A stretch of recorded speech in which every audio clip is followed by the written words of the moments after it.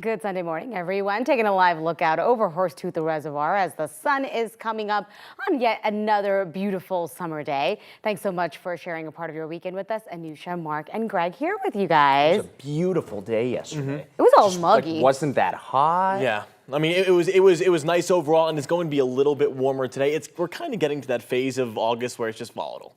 Yeah, you know what I mean? yeah. A little bit up, a little bit of down, Sure. some showers, thunderstorms. It feels a little humid, and you're like, ooh. Yeah, it's definitely a little bit. Sign up for this in Colorado. A little bit muggy. We feel it in the studio, Yeah, right? definitely. And we're going to get a little bit more humidity today. We have isolated showers and storms, and of course, a few showers on the way as well as we head through the afternoon and evening hours. Some of which could pack a punch with some heavier downpours, isolated showers and thunderstorms, and of course, some gusty winds as well. Let's take a look at that forecast for us, as we do have an air quality alert in effect that lasts up until 4 o'clock this afternoon for the Front Range and for the urban corridor. So for anywhere you see in that beige color, make sure if you're in one of those sensitive groups to remain indoors. Temperatures right now, though, in the upper 50s, nearing 60 degrees in Denver. Good morning, Lyman. We're sitting at around 55 degrees. 40s and 50s into the high country, upper 60s and lower 70s, though, out towards Grand Junction. Our high temperature for today, 85 degrees. Plenty of sunshine in the first half of the day. Increased chance for showers and storms in the second half of the day. But any rain that we do get will be isolated in nature. With that being said, we do have a few rounds on the way through this evening, even into the early hours of tomorrow morning for some. But here we go. Otherwise, our high temperatures elsewhere: Arvada 85 degrees, upper 70s and lower 80s in Golden, 60s and 70s as you're getting into Georgetown and Netherlands. Berthoud Pass, though, a chilly 54 degrees. We're already dealing with a few of those scattered showers and storms into the high country. And let's take you through this first half of the day, where at least we're going to be seeing plenty of sunshine. Some of those isolated storms, once again, could be really strong between 3, 4, and 5 o'clock, just the east of Estes Park, just the north of Boulder. I'm looking at you. And then even another round as we head into the midnight hours out towards Fort Morgan and Akron. So if you hear a little bit of raindrops on your windowsill overnight, don't be too shocked about that. Here's what we need to know moving forward. A sunny start to our day. High temperatures in the middle 80s with isolated showers and thunderstorms on the way. And we have a cool start to the work week, but we are going to warm up drastically, my friends. More details on that coming up. Thanks so much for that, Greg. Investigators say a shooting in Jacksonville, Florida was racially motivated. 3 people are dead after a white gunman shot 3 black people at the Dollar General store.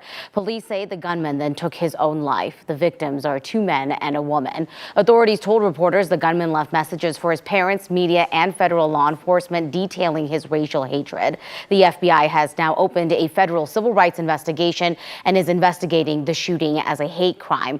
Of course, this shooting comes 2 days before the 60th anniversary of the March on Washington, and on the same day that thousands were marking that march in Washington, D.C. on Saturday.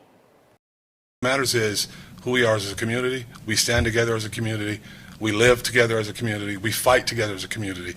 And when someone comes into our city and does this, we're not going to stand for it, and we don't accept it. So we're always going to fight against it. Prior to the shooting, police say the gunman called his father, told him to check his computer. The father then called police, but by that time they had gotten the message. The shooting had already started. Right now, authorities are looking for a missing man from Denver. 77-year-old Virgil Beauchamp was last seen leaving the Denver Health Medical Center on Spear and Bannock around 3 p.m. yesterday afternoon. DPD says he may be heading west to Grand Junction. He was last seen wearing a khaki hat, black T-shirt with the Colorado logo, and a dark green jeans. If you see him, please call police. We have an update for you as well. 2 people have been arrested after fights broke out during a football game between Vista Peak and Rangeview High Schools. This happened Friday night at the Aurora Public School Stadium. Aurora police say they responded to reports of fighting during that game. The game itself was then canceled with about 2:20 left in the third quarter. They say they arrested 1 young person who did have a gun, as well as an adult for obstruction and disorderly conduct. Vista Peak had a 31-point lead at the time the game was canceled and were awarded that victory. Denver police say a road rage shooting suspect is still in the hospital after an officer shot him during a hostage situation following a police chase. Police say around 5:30 on Friday night, a driver called 911 reporting a road rage shooting on I-25 near Colfax. You see video just after right there. Police say the victim reported being shot at multiple times. Luckily, only his car was hit. Officers say they later found the truck with no one inside. After a few hours, multiple people ran out of a home and got in the truck. Police then say officers were starting to chase that truck. when people inside started shooting at them. The truck crashed on York Street. Police say the suspect got out of the truck holding a woman hostage and threatening to kill her. That's when an officer shot the suspect. Of the person that we believe was being held hostage to be in significant danger. I mean, we believe that he had a weapon. We believe that he was threatening to kill this individual. That was communication that was coming from the suspect, and so we believed it was urgent to act in that moment. The suspect went to the hospital and is expected to survive. The woman went to the hospital as well with injuries from the crash. Police say all 4 people in the truck are now in custody as investigators try and figure out who is a suspect and who is not. Douglas County Pride Fest went on as planned yesterday, even after months of challenges to have the event canceled and protests at the festival. County leaders tried to ban the event after a Ward Road malfunction at last year's Pride Fest. Then county commissioners confirmed that protesters showed up yesterday to try and block a performance at the event. County leaders in the conservative suburb of Denver had already limited what events could be held at Pride Fest. We talked to Republican Commissioner Laura Thomas yesterday before the protesters showed up. She told us she met with Pride Fest organizers after last year's incident. She said the drag show would move forward this year with limitations. From 11 to 5 o'clock is going to be vendors and family events. And then from 5 to 7 is going to be clearly marked drag show entertainment. That again is family friendly. There's no nudity or adult entertainment. And there will be a lot of people there watching to make sure, including the Pride Board, that what they expect is what is delivered. We've apologized. We want to do our festival. We know what the rules are.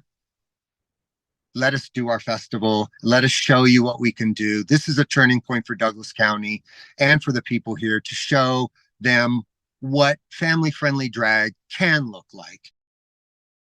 Commissioner Thomas also told us that there was some vandalism found at the event. We've reached out to the Douglas County Sheriff's Office to learn more about what happened.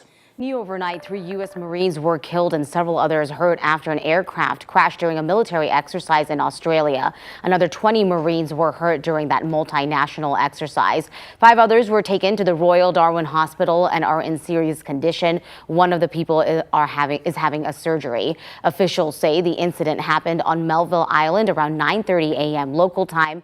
And in June of 2022, a crash involving that same type of aircraft crashed and killed 5 Marines during a training mission. That was near Glamis, California. The cause of Sunday's incident is still being investigated. Turning to politics now, in the days since being processed in an Atlanta jail on Thursday, Donald Trump's campaign says it has raised $7.1 million. Politico first reported the fundraising numbers. His campaign immediately started selling merchandise with Trump's mugshot on it. Trump campaign officials said the campaign has raised nearly $20 million in the past 3 weeks, which covers the time since the former president's indictment and arraignment in Washington to his surrender at the Fulton County Jail in Georgia.